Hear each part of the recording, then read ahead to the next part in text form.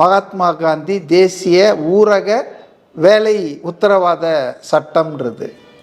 அந்த சட்டம் வந்தப்போவே பாஜகவினர் கடுமையாக அப்போ எதிர்த்தாங்க. இது ஒரு மோனிமெண்டல் பிளண்டர், நாங்கள் இமாலய தவறு. நாங்கள் அவங்கள பொறுத்தவரையில் எது சரின்னா அதானி மாதிரி செல்வந்தர்களுக்கு எல்லாத்தையும் கொடுத்துட்றது, இந்தியாவில் இருக்கிற எல்லா தொழிலையும் கொடுத்துட்றது, அவங்களுடைய வரியை விலக்கி வைக்கிறது. இதுதான் அவங்களுக்கு பெரும் சாதனை.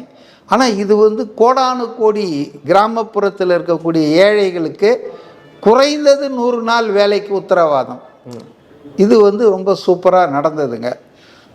ஆட்சிக்கு வந்ததுலேருந்தே இதை ஒழிச்சு கட்டணும். ஏன்னா இது ஏழைகளுக்கு, நடுத்தர மக்களுக்கு இது பயன்படுது. அவங்கள பொறுத்தவரையில் அவங்களுக்கு பெரும் முதலாளிகள் செல்வந்தர்களுக்கு சலுகை கொடுக்கறதுக்கு தான் மோடியுடைய கட்சி ஆட்சி பண்ணுதுன்றது தான் என்னுடைய கருத்து.